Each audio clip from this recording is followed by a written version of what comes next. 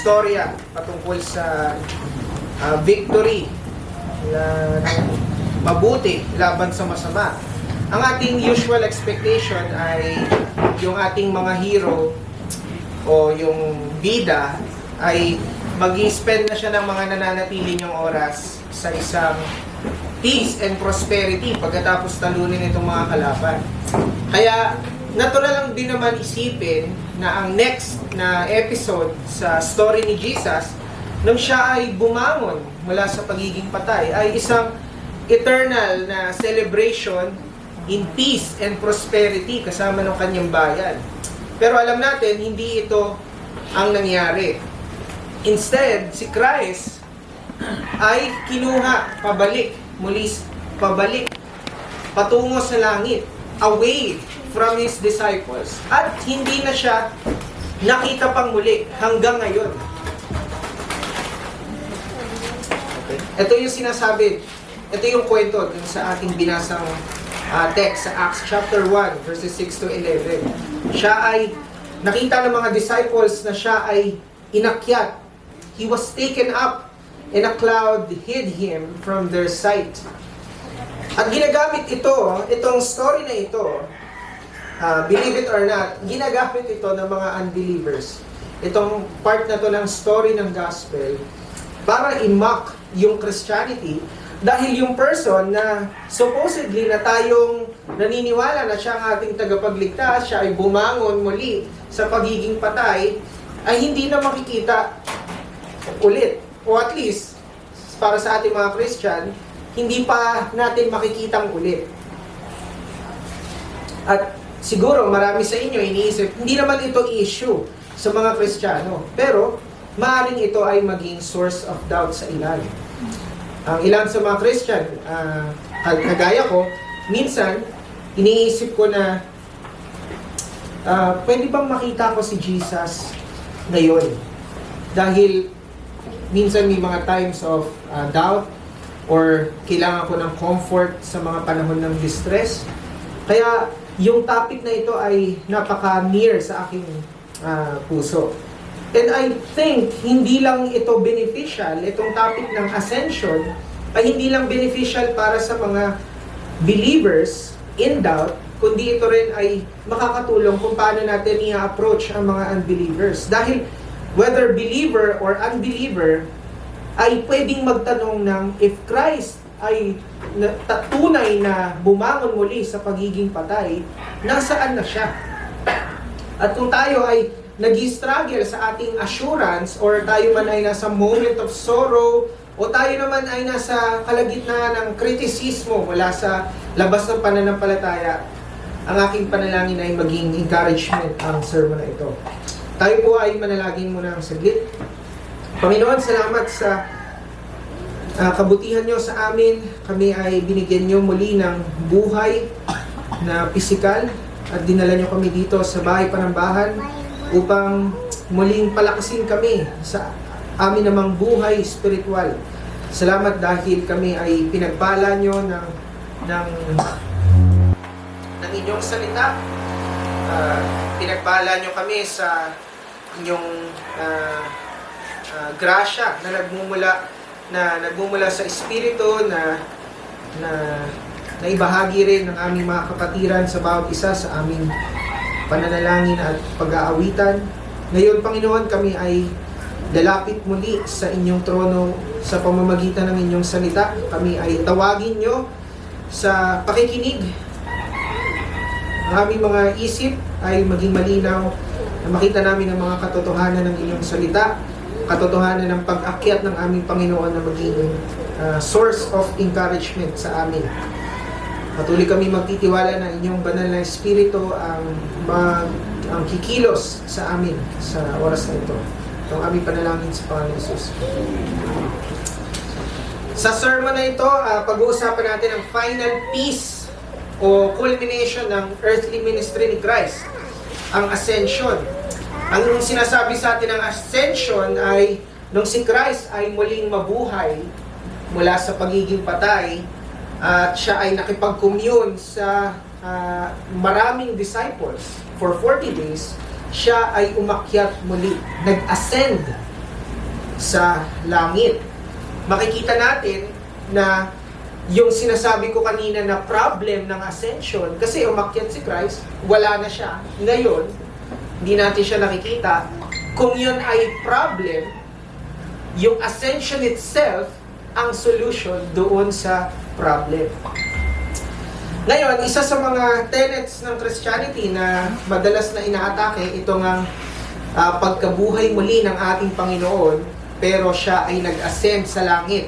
Para sa mga naturalist and secularist, itong point na ito ng doctrine ay nilalagay tayo sa parehas na level katulad ng ibang religion. Dahil sa sinasabi nila, yung ibang religion, wala daw silang proof ng deity dahil yung katulad lang daw tayo nun, dahil yung ating deity, yung ating Diyos, yung ating tagapagligtas na kino-confess ay hindi naman nakikita. Kung si Christ daw talaga ay indeed na cheated death, kumbaga dinaya yung kamatayan, nasa na siya para i-prove yung victory na yon over mortality. Kaya yung pinaka-importanting question, I assume, para sa kanila ay kung itong Jesus na ito ay totoo talagang historical figure, nasan siya para i-display yung kanyang pagiging victorious over death, para maipakita niya na siya ay nag-resurrect permanently at hindi na siya mamamatay muli.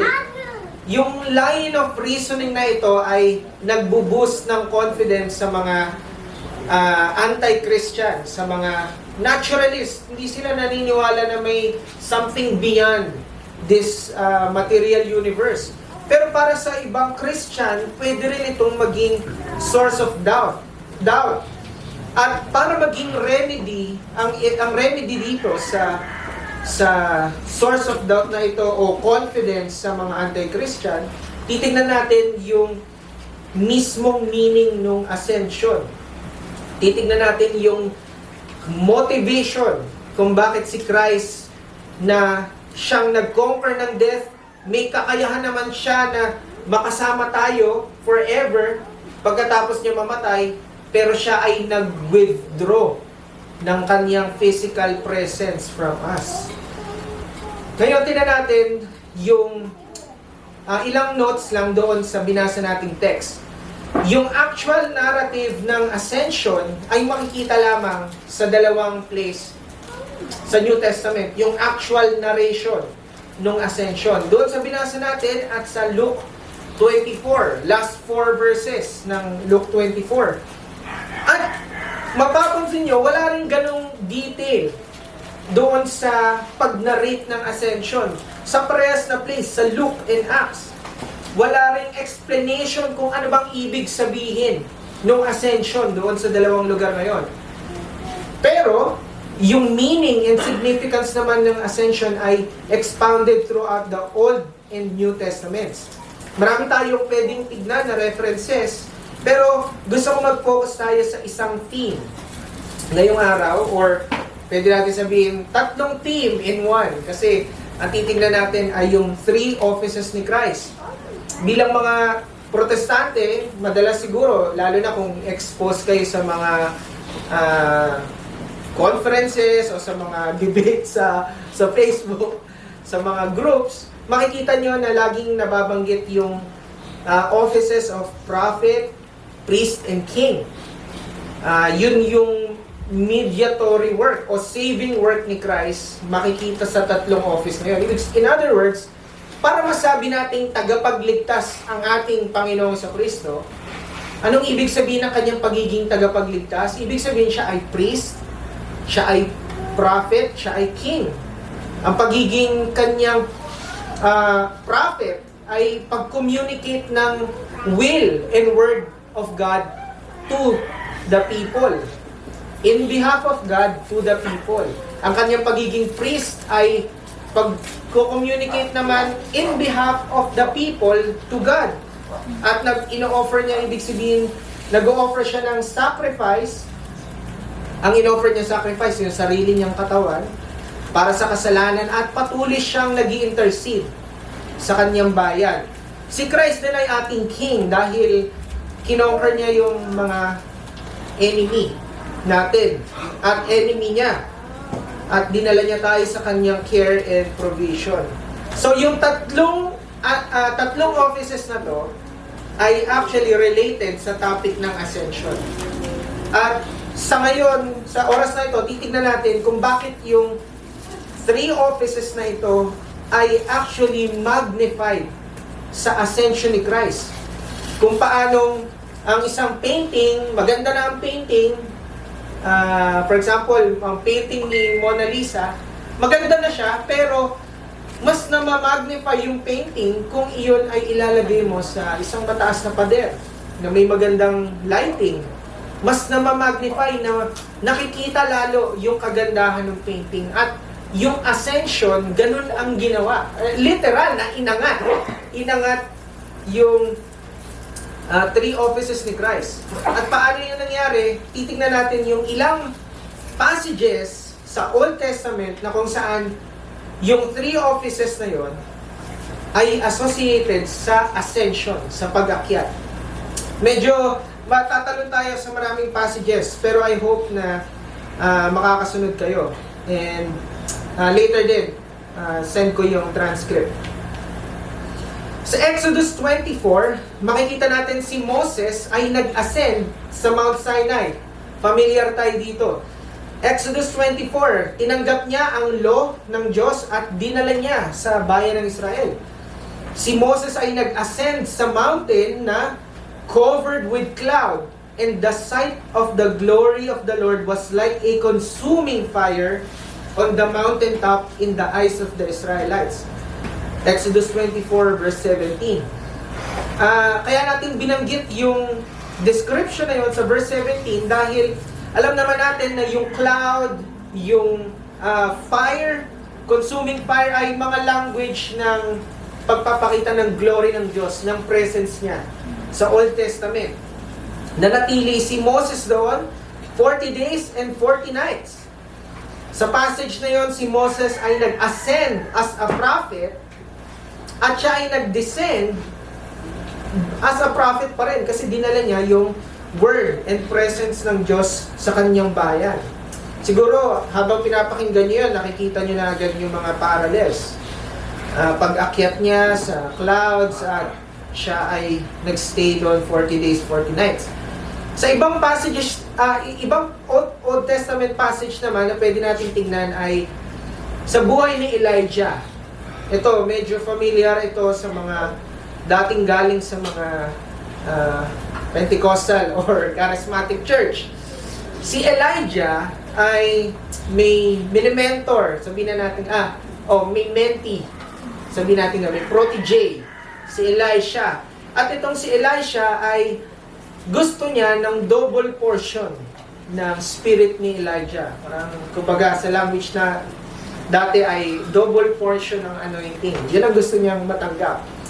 Sabi ng prophet sa kanya, si Elijah, "You have requested a difficult thing," said Elijah. "Nevertheless, if you see me as I am taken from you, it will be yours. But if not, it will not be so." At ganun nga yung nangyari. Nakita ni Elisha na si Elijah ay nag-ascend. Di ba si Elijah ay kinuha siya ng chariot, kumbaga doon sa kwento, into heaven in a whirlwind. At nung nangyari yun, nakita yun ni Elisha, siya ay nakatanggap ng double portion ng spirit ni Elijah. At siya na yung naging next prophet. At nagpatuloy siya sa mga matitinding manifestation ng kanyang prophetic ministry, nag-perform siya ng signs and wonders. Yun yung makikita natin. 2 Kings, chapter 2. Ngayon, doon sa dalawang instance ni Moses at ni Elijah, makikita natin yung mga parallel sa ascent ni Christ. Si Christ, bago pa siya mag-ascend, siya ay nagkakaroon na ng prophetic ministry sa kanyang earthly ministry. Diba? Siya ay nagtuturo sa iba't ibang lugar. At even nung siya ay mamatay at muling mabuhay, patuloy pa rin siya nagturo for 40 days kasama ng mga kanyang mga disciples. Pero, nung siya ay nag-ascend, na-amplify yung kanyang prophetic office in a way na na-transform yung mode ng pagpaprophesy niya. Sabi nung isang theologian, yung ascension down ni Christ marks the end of our hearing His human voice speak on earth. He is gone, yet the ascension provides the necessary prelude to the sending of the Holy Spirit, who now brings Christ Jesus' words to us. Ibig sabihin nito, although si Christ ay siya ay prophet dito sa earth, nagtuturo siya, nung siya ay umakyat, hindi nawala yung pagiging prophet ni Christ. Yung kanyang pag-ascend ay magnification pa ng kanyang prophetic ministry. Nawala lang yung one mode, which is flesh and blood. Pero ngayon, nagsasalita na siya sa atin through His Spirit. Speaking of the coming of the Spirit, on behalf of Christ, sabi ni Christ mismo, when the Spirit of truth comes, He will guide you into all truth, for He will not speak on His own, but He will speak what He hears, and He will declare to you what is to come. John chapter 16, verse 13. Ang sinasabi dito, yung Holy Spirit ang magsasalita mismo, at yung Holy Spirit na pagsasalita sa church ay hindi manggagaling sa hindi own words ng Holy Spirit as if merong bagong i-reveal yung Holy Spirit, kundi yung i-reveal ng Holy Spirit sa church ay words na nanggaling kay Christ. Ibig sabihin, prophetic ministry pa rin to ni Christ. Kung si Elisha ay pinagpatuloy yung work ni Elijah at nag-display siya ng double portion of anointing ng kanyang mentor, yung disciples naman ni Christ, kasama na tayo doon, ay nagpatuloy ng ministry ni Christ through the preaching of the gospel at ng mga miracles din. Ito yung sinasabi ni Christ, nung sinabi niya, truly, truly, I tell you, whoever believes in me will also do the works that I am doing. He will do even greater things than these because I am going to the Father. Hindi sinasabi ni Christ na, of course, na yung mga disciples ay mas magaling. No one is greater than his master. Pero nag-a-allude si Christ dun sa anointing na tinanggap ni Elisha. Nung narinig ito ng mga Jew, ng mga believers na, syempre, familiar sila sa story ng Old Testament, nakita niya, nag-click agad sa kanila na, teka lang, familiar ako dyan na meron ding ganyan si Elisha at si Elijah. At siguro, nung nakita nila na nag-ascend na si Christ and after several days dumating ang Holy Spirit at nagkaroon ng mga miracle, lalong naging malinaw sa kanila, teka lang, ito pala yun. Ito pala yung double portion na sinasabi ni Christ, although hindi sinabi ni Christ na double portion, ito pala yung sinasabi ni Christ na He will do greater things than these. Dahil yung ministry ni Christ, yung kanyang prophetic ministry, priestly ministry, yung ginagawa niya sa earth, ay limited in time and space. Siyempre, enclosed lang yun sa kanyang physical body. Pero, ang kanyang disciples ay kayang maging ambassador sa buong mundo. So, yun, yung pagiging prophet. At paano ito connected sa ascent, sa ascension. Ano naman yung sa priest? Nakakaisa pa lang tayo. Sa priest, doon sa sinasabi nating ascent ni Moses sa Exodus 24, hindi lang siya nag-ascend as a prophet, siya rin ay nag-ascend as a priest. Bago mag-ascend si Moses, nag-perform na siya ng priestly work. Nagtayo siya ng altar sa paanan ng bundok, nag-offer siya doon ng burnt offerings and peace offerings, nag-sprinkle siya ng dugo. Alam niyo na, yung ginagawa ng isang priest. At nung siya ay nag-ascend, tinanggap niya yung law bilang prophet, At siya ay nangusap sa Diyos on behalf of the people. Yun ay work ng isang priest. Bringing the hearts of the people to God. So yun ang ginawa niya. Furthermore, si Moses din ay tumanggap ng mga details. Mahaba ito, Exodus 25 to 31, tumanggap si Moses ng details kung paano gagawin yung tabernacle. Kasi sinasabi nga ng Diyos na sa tabernacle, doon siya magdidwell with His people. Tumanggap si Moses ng instructions paano i-build yon. Yun ay para sa isang priest. So, si Moses, priest, at connected sa ascension. Isa pa na lugar sa Old Testament ng high priest. Although hindi tayo maghahanap ng exact na word na ascent, pero yung sa Leviticus, doon pinakita yung work ng high priest. Ano yung ginagawa ng high priest? At sa kanyang paglapit sa Holy of Holies, yun ay isang form ng ascent. Kasi yung tabernacle and yung temple ay picture ng mountain kung saan pa-ascend. At yung pinakataas, yun yung Holy of Holies. So, yun yung malinaw na pinaniniwalaan ngayon ng mga scholars dahil ang biblical theology pinakita na yung temple pala ay picture ng isang mountain.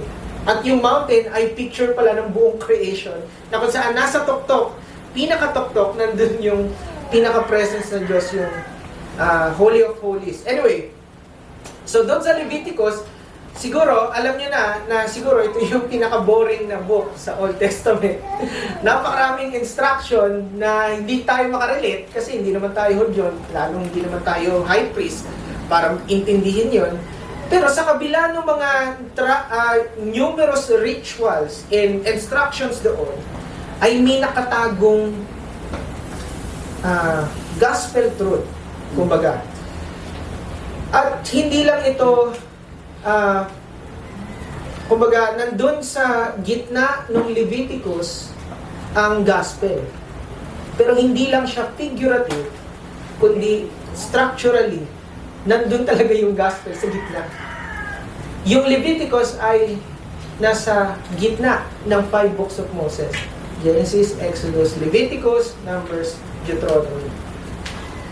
So, nasa gitna siya. Tapos sa gitna ng Leviticus, structurally, pag tinignan mo rin yung book of Leviticus, makikita mo na parallel siya from beginning to end hanggang sa makakarating ka sa gitna at nasa gitna yung Day of Atonement. At ano yung sinasabi sa Day of Atonement? Maraming details, pero ang pinaka-importante doon ay yung high priest ay magpe-prepare ng 2 goat. Yung isang goat ay isa-sacrifice.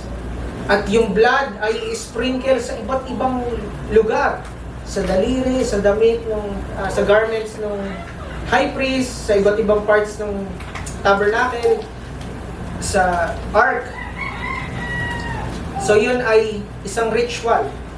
Yung first goat. Yung second goat, kukunin yun ng high priest, hindi niya papatayin, ililihans niya yung kamay niya doon sa second goat, yung 2 kamay niya, at ililihans niya doon lahat ng kasalanan ng buong Israel. So parang ini-impute doon sa second goat yung lahat ng kasalanan ng Israel. Tapos yung pangalawang goat na yon ay pakakawalan sa kawalan, sa wilderness. Yun ay picture ng first goat, forgiveness, and yung second ay yung removal ng sin. Diba? Kahit boring, meron dun powerful na message ng gospel. Pero, kay Christ, siya ay better Moses at better high priest. At yung parallels ng priestly work at ng ascension, ay yung connection nun, ay parallel kay Christ. Si Christ ay may heavenly body. Kung yung mga high priest sa Old Testament at kasama na si Moses ay mere human lang, kailangan nila ng purification, hindi lang ng sin ng people, kundi yung kanilang sin. At one day, sila ay mapapalitan ng ibang high priest. Makikita nyo lahat yung discussion na to sa Hebrews chapter 7 to 9. Si Christ, on the other hand, ay made perfect, sinless body on earth, at now, glorified body in heaven. Huwag nating kalimutan na si Christ ay hindi nawala yung pagiging tao nung siya ay nag-ascend. Kung paanong tao si Christ sa earth, ganun siya tao and more sa kanyang pag-ascend. So yung kanyang heavenly body, so may heavenly body si Christ ngayon na nasa langit, pero yung kanyang heavenly body, yung kanyang heavenly human body, kung paano natin yun iintindihin, pwede naman, kung gusto mo nang maintindihan, pero kung hindi pa time, hindi pa natin yung fully mag-grasp kung paano merong heavenly human body si Christ ngayon sa heaven. Pero hindi lang yon, siya ay may heavenly tent. Yung Old Testament high priest ay kaya nilang mag-communicate sa Diyos, kaya nilang lumapit sa presence ng Diyos sa most holy place ng tabernacle o Holy of Holies, tabernacle or temple. Nung si Christ ay nag-ascend, hindi niya kailangan ng tent, ng tabernacle, ng temple, kasi nandun na siya mismo sa immediate presence ng Father. So siya ay nag-ascend in a better way, without any restrictions nung curtains and layers. Siya na ngayon ay full, nandun na siya sa full and immediate presence ng Diyos. Pero yung mga high priest, hindi sila makakalapit sa presensya ng Diyos without blood. So, yun yung isa pang bagay na titignan natin. Si Christ ay may heavenly presentation. Ibig sabihin, may pinresent si Christ na heavenly. Yung mga Old Testament high priest, nakakalapit sila by means of blood. Ibig sabihin, kailangan nilang mag-offer ng atonement sacrifices. At paulit-ulit nila yung gagawin. Kasi imperfect nga, inferior, compared doon sa perfect and ultimate sacrifice ni Christ. Ang offer ni Christ, alam naman natin, once and for all. Hebrews 9 verse 12. Dahil ito ay perfect sacrifice, hindi niya na kailangang i-sacrifice yung sarili niya ulit sa heaven. Rather, hindi niya kailangang i-offer yung sarili niya as a sacrifice, pero i-present niya yung merits ng sacrifice. Na-sacrifice na. Tapos na yung sacrifice. Once and for all. Pero yung merits ng sacrifice, ano man yung na-accomplish nung sacrifice, ano man yung maganda doon sa sacrifice na yun, pine-present yun. Pine-present yun ni Christ sa Ama. At yun yung ginagawa ni Christ ngayon. Nag-i-intercede para sa kanyang iglesia. He is praying on what basis? Bakit tatanggapin ng Ama yung intercession ni Christ? Dahil meron siyang mga merits, may mga merito si Christ na hindi mauubos yung merits niya. Hindi natin kailangan ng bumili ng merits ng ibang tao kasi unlimited and perfect yung merits ni Christ. Isa pa, yung nabanggit natin, yung heavenly intercession. Dahil nga perfect and eternal yung kanyang merits, kaya siya nakakapag-intercede. Sabi ng author ng Hebrews chapter 8 verses 1 to 2. Ito ang sabi niya, the point of what we are saying is this: we do have such a high priest who sat down at the right hand of the throne of the majesty in heaven, and who ministers in the sanctuary and true tabernacle set up by the Lord, not by man.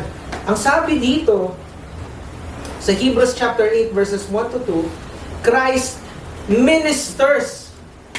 Hindi natitigil yung pagmiministeryo ni Christ bilang priest.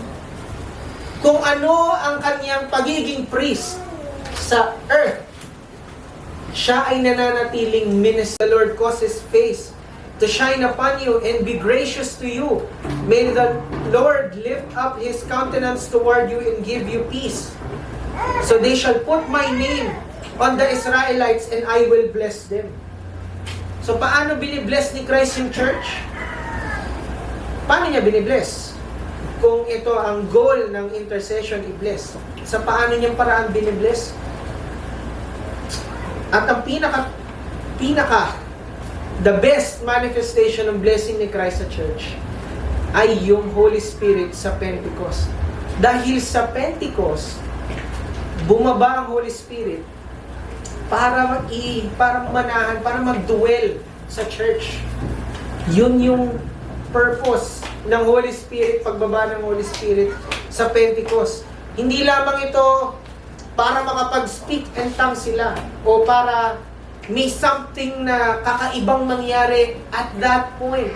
Kundi yung Pentecost ay may implikasyon sa buong church throughout all history. Parang si Christ hindi niya kailangan mamatay ulit para masabi nating tagapagligtas natin siya. One time lang yun. Ang Holy Spirit ganun din. Hindi niya kailangan bumaba ng paulit-ulit, kundi siya ay bumaba sa Pentecost at nananahan siya sa church. Of course, hindi naman mali na tawagin natin yung Holy Spirit na manahan sa atin, mag-dwell sa atin as we gather together. Pero isipin natin na yung Pentecost ay important more than we usually think. Hindi siya isang weird event o special event in the past. Ng King at Ascend. At paano to connected kay Christ? Sa Daniel chapter 7 verse 13 to 14, pakinggan nyo yung vision ni Prophet Daniel. Si Prophet Daniel may nakita na the Son of Man. Sino yung the Son of Man? Diba? Alam natin sa New Testament. Ito ang sabi niya, "In my vision in the night, I continued to watch, and I saw one like the Son of Man, coming with the clouds of heaven. He approached the Ancient of Days," isang title ng Diyos, Ancient of Days, "and was led into His presence. He was given dominion, glory, and kingship, that the people of every nation and language should serve Him. His dominion is an everlasting dominion that will not pass away, and His kingdom is one that will never be destroyed." Nakikita nyo na ito yung clear na picture ng kingship at ascension. At kung paano ito, super clear na fulfilled kay Christ. Si Christ ay nag-ascend at covered with clouds. At saan siya pupunta? Sa presence ng Ama. At anong tinanggap niya? Yung kanyang pagiging King of Kings and Lord of Lords. He was given dominion, glory, and kingship. Sabi nga ni T.F. Toran, siguro kilala niyo na isang evangelical na theologian last century. Sabi niya, "In His ascension, Christ is installed as head of the new humanity, the prince of the new creation, the king of the kingdom, which He has won and established through His incarnate life and passion." Ang lahat ng pinakita nating mga connection, gusto nating ipakita na si Christ bilang prophet, priest, and king, yung kanyang offices na yun ay mas na-magnify sa kanyang pag-ascend. So, babalik tayo doon sa tanong, bakit kailangan ni Christ na i-withdraw yung kanyang physical presence from us? At ang sagot, dahil gusto niyang ma-accomplish ng something better for us na hindi ma-accomplish kung si Christ ay hindi umakyat. Dahil si Christ ay umakyat, na magnify at glorify palalo yung kanyang pagiging prophet, priest, and king. So, yung problem natin, bakit wala si Christ, ay yung din pala yung solusyon. Dahil yun ay better for us. Pero ito ang tension. At gusto ko siguro itong maging emphasis ng ating sermon. Ito yung tension. Winidraw ni Christ yung kanyang physical and visible presence, hindi lang para ituro tayo sa kanyang pagiging exalted sa right hand of the Father, pero tinuturo niya rin tayo sa kanyang saving work within time and space in the person of historical Jesus.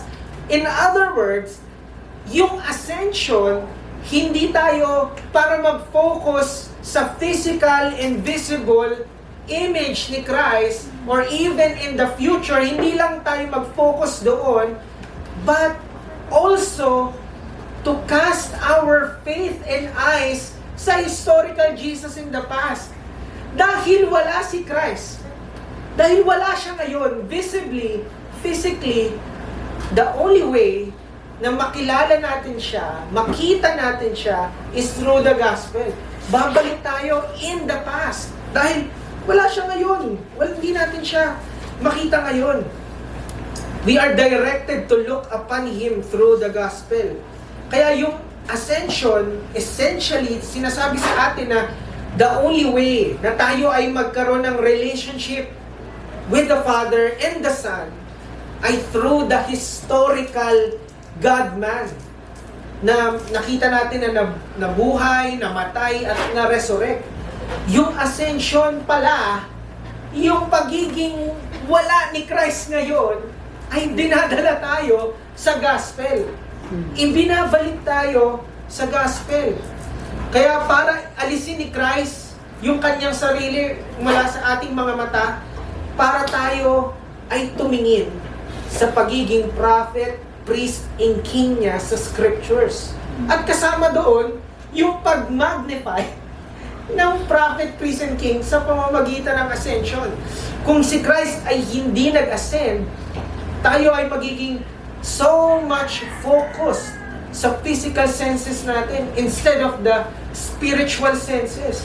Kung walang ascension, hindi tayo siguro mag-effort na ilagay yung puso natin doon sa gospel at sa buong scripture para i-search out yung person and work of Christ. Kasi nandyan na eh.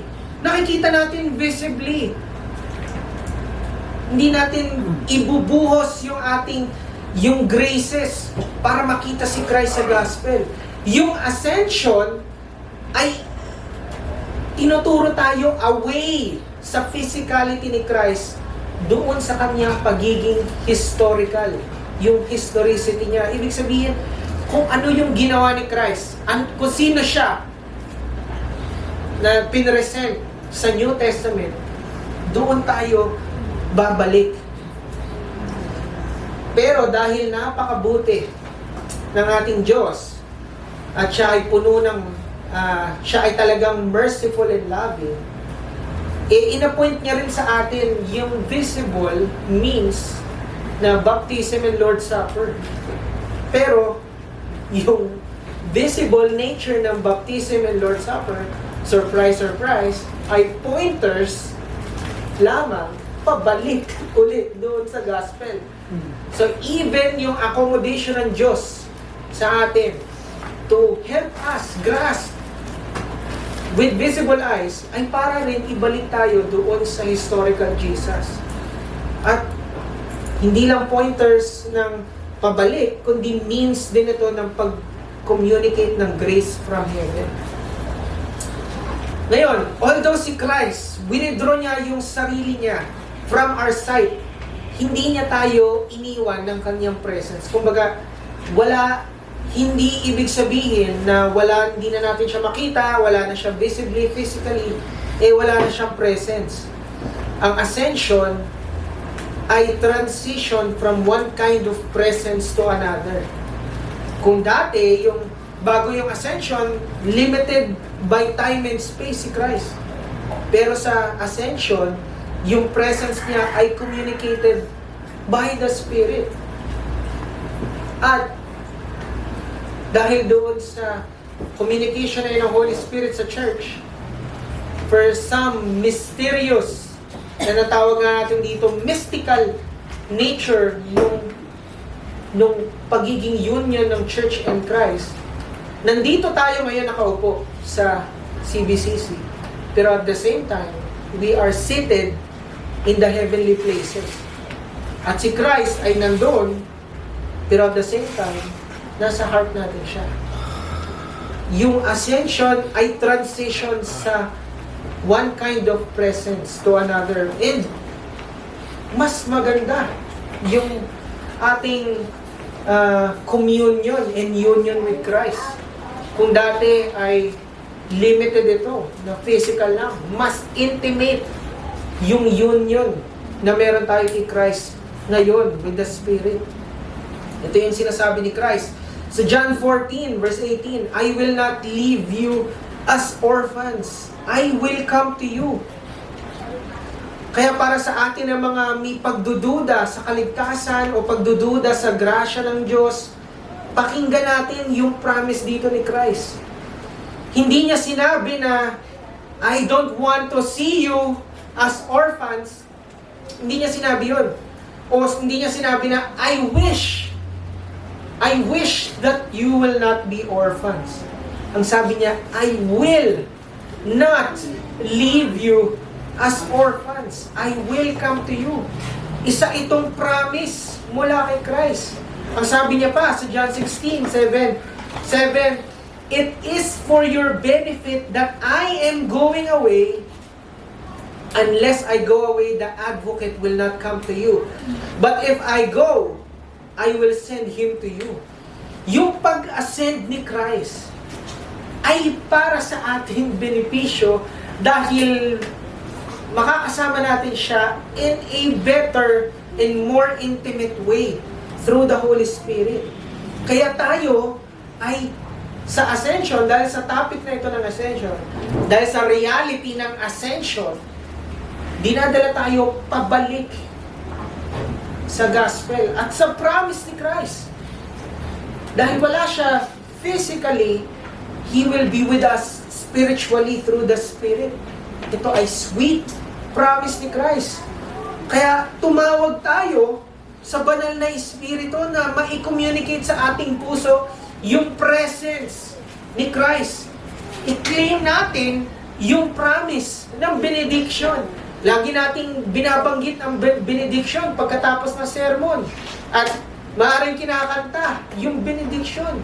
Kine-claim ba natin yung promise ng benediction na yung muka ng Diyos ay magiging towards us? Muka, ibig sabihin ng presence. Kine-claim ba natin yon during times of doubt, times of struggle, na may benediction pala, may promise na yung presence ni Christ, yung presence ng Diyos ay ibinibigay sa atin. At pagtanggap natin ng elements sa Lord's Supper, makita natin yung grace ni Christ. Let us behold the grace of Christ doon sa elements ng supper. Final encouragement ko sa atin lahat. Gusto ko i-quote dito si Gerrit Dawson, isa siyang reformed na pastor. Sabi niya, the ascension in the flesh assures us that He eternally condescends to be bone of our bone, knitted to us in the most intimate union. Anong ibig sabihin ng sinasabi niya?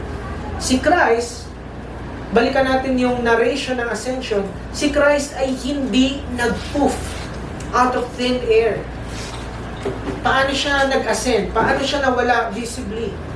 Nung siya ay nag-ascend, hindi siya nag-ascend through soul only. Yung soul niya lang yung nag-ascend. Hindi rin yung body lang. Siya ay nag-ascend sa pamamagitan ng covering ng clouds. Anong ibig sabihin nun? Kung isipin natin, bakit important na si Christ ay makubli sa clouds? Ang ibig sabihin, in the most expressive way, yung human nature ni Christ na meron ka ngayon ay hindi nadurog, hindi nabura, itinago sa cloud para ipakita na kung sino man si Christ as a man, hindi niya yung buburahin. Siya ay umakyat as a man. At tayo, na itong katawan natin na napupuyat, nagugutom, ano pa yung mga nararanasan natin sa katawan natin, yung buhay natin bilang tao, yung din yung nature na dala ni Christ sa heaven. Kung si Christ, kung ang Diyos ay gumawa ng room sa mundo para sa incarnation, gumawa ng room ang Diyos sa mundo para manahan ang divinity. Sa ascension, gumawa ng room ang Diyos para yung nature natin ay manahan doon. Yung reality lang na yung katawan ni Christ, human body ni Christ ay nandoon ngayon, ay isang promise sa atin na anuman yung meron ka ngayon na nature ay may promise na may communication sa Diyos. In the future, kung tayo man ay kunin ni Lord ngayon, mamatay tayo o muli niyang pagbabalik, ang point, kayang mag-commune, kayang magkaroon ng communion ng human and divine. At yun yung napakagandang promise sa atin. Bone of bone. Parang sinabi ni Adan kay Eva, this is the bone of my bone, flesh of my flesh. Kasi kung paanong tao si Adan, ganun din si Eva. At nakaramdam siya agad ng intimate union. Kahit di pa sila, sabihin natin, nung nakita niya, hindi naman sila kinasal agad siguro, no? Pero tayo, yung bone of our bones, flesh of our flesh, and soul of our soul, yun din yung meron kay Christ. At hindi niya yun sinira. It was only covered with cloud. And that human nature was taken to heaven. Nanatili si Christ as both God and man para tayo magkaroon ng stronger confidence na siya ay isang perfect mediator. Perfect representative of God, perfect representative of man. Kaya kung ano man yung weakness na meron tayo, physically, or faith, weakness of faith, from our surroundings, sa ating mga duty, sa church, si Christ ay nananatiling high priest who can sympathize with us. And not just sympathize with us, He has no ability to not sympathize with us. Yun yung sinasabi, yung language ng Hebrews. Wala siyang kakayahan na hindi makisimpatya sa atin. Yun yung depth ng communion natin kay Christ. Siya ay nakaupo ngayon, looking at you with mercy and compassion. At dahil ganun ang pagtingin sa atin ni Kristo, let us come to His throne of grace. Kasi lumalapit tayo sa throne of grace through our ascended Christ, ang ating umakyat na Panginoon. Tayo po ay manalangin. Panginoon, salamat sa inyong grasya, sa inyong habag sa aming mga makasalanan. Kami ay inalis nyo sa putikan, inalis nyo sa kapangyarihan, kaharian ng kadiliman, at dinala nyo kami sa trono ng aming Panginoon. Dinala nyo kami sa kaharian ng inyong anak. Kami ay lubos na nagpapasalamat dahil hindi sapat sa inyo na ipadala ang isang tagapamagitan. Kayo pa ay nagpadala ng isang perpektong tagapamagitan. At hindi sapat sa inyo na dalhin sa Kalbaryo ang inyong anak at muli siyang ibangon mula sa pagiging patay. Siya rin ay inakyat nyo mula sa langit, patungo sa langit upang mas pagtibayin, mas palakasin, mas pagandahin ang kanyang pagiging tagapamagitan para sa amin.